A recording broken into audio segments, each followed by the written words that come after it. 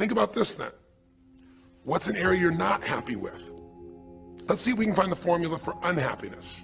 If the formula for happiness is to be able to meet your expectations or exceed them, that really makes you excited, but to be happy, you gotta at least meet it. It doesn't have to be perfect, but if you generally are meeting what you expect you want from your life in that area, you feel good. Life conditions match blueprint, feel good. So what makes you feel bad? What creates pain, stress, frustration? Real easy way to figure it out. Answer this question. What's an area of your life you're not happy with? I mean, be honest with yourself. And even if your life is great in all kinds of ways, I'm sure there's an area you'd like to improve. Anybody who's honest, if they're doing great in their career, very often they don't take care of their body so much. If they're really focused on their body, very often they find themselves in a position where they're not spending enough time with their kids. Or if they're spending time with their kids, their intimate relationship's not doing so well. Because it's the nature of human beings to focus on areas they feel comfortable with and strong in and give those time. And the areas they don't feel so strong and they go, I don't have time for it. What they're really saying is, I don't feel very competent in that area. So what's an area of your life that you are not as happy with? I mean, it's healthy, honestly, to look at areas and say, I don't like it, I want more. This whole concept of a breakthrough is about how do I close the gap between where I am right now and where I want to be. That's what we're here to do. It's like, here's where I want to be, here's where I am. It's healthy to see there's a gap. That makes me have this hunger, this drive to grow, to feel alive, to expand as a human being. So what's an area you're not pleased with? Is it your body? Is it your finances? Is it your career? Is it your spiritual life or lack thereof in terms of feeling connected in that area? Is it your kids? Right? What's the area? What's the area that's not where you want it to be?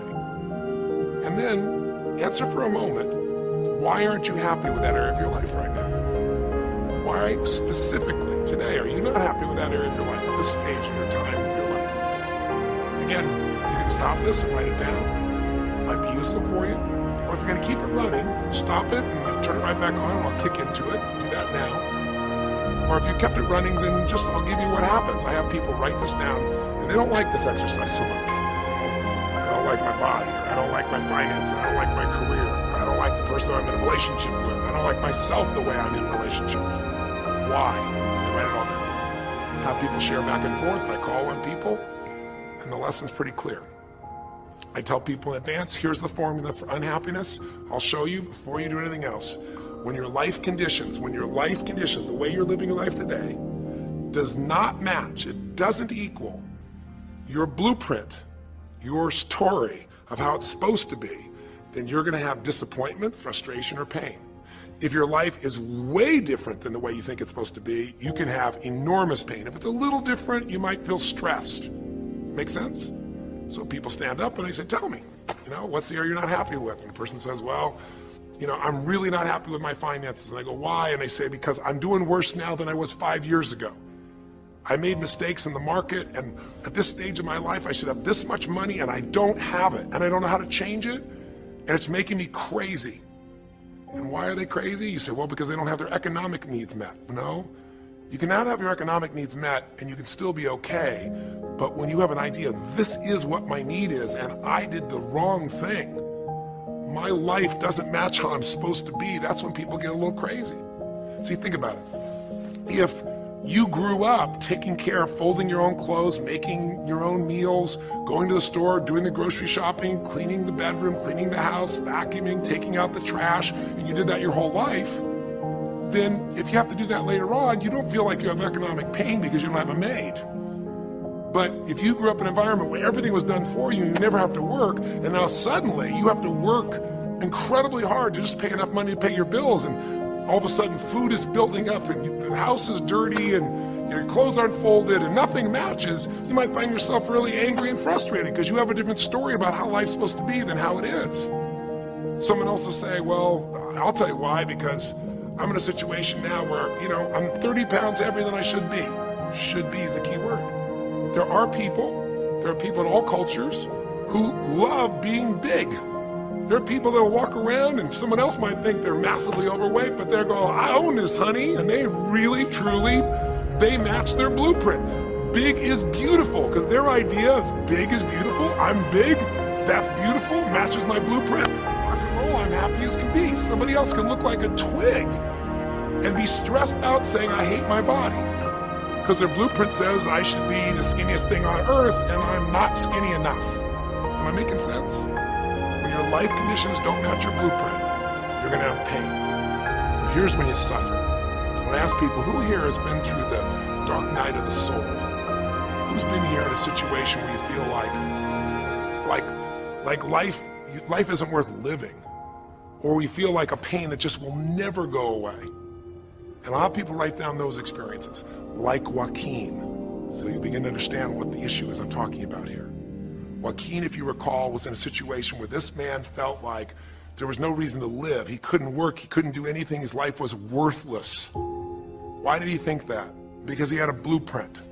And his blueprint said, I need to be an NBA basketball player, or at least a professional basketball player. I need to be able to make money and have this great lifestyle, because that's what makes me worthwhile as a human being. That's what makes my family respect me, my mother, my uncles, my aunts. I'm the successful one in the family, and I make the money. I support everybody. He's a good man. He didn't come just to be successful. He took care of his mother, his family. He tried to be an inspiration for people. Joaquin Hawkins is a man who was always going out on his free time and training kids and showing them the pathway to freedom, how they could play basketball and get free like he did and get out of the inner city. So this man is not a selfish man, but he knew this is the way to be worthwhile. This is the way to be able to give to people. This is the way to take care of your family. And all of a sudden, one night, what happened? That way was taken from him. He has a stroke. And in the middle of the night, his life conditions make it impossible to be who he has to be, or he feels like he's worthless. You get it? We have an identity. We have a story of how we're supposed to be. And if life somehow gets in the way of that story, we feel pain. But if we feel we have no control, that's when we go into suffering. See, it's one thing to say my life doesn't match my blueprint, I gotta lose weight. That might stress you out.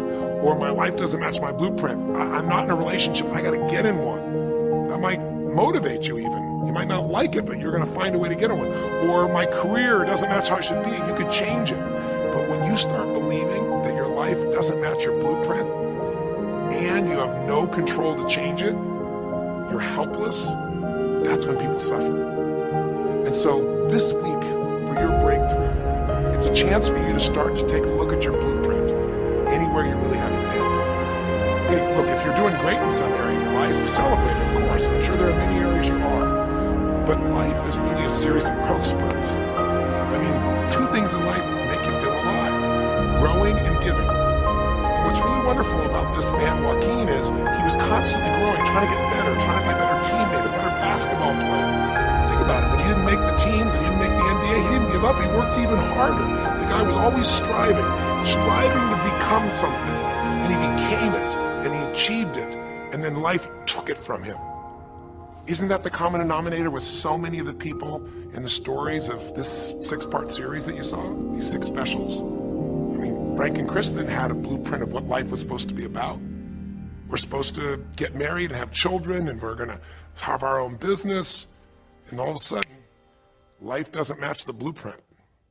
And suddenly, there's depression. Because in their case, they said there's nothing we could do. But they were wrong. Quit, don't quit. Noodles, don't noodles. You are too concerned with what was.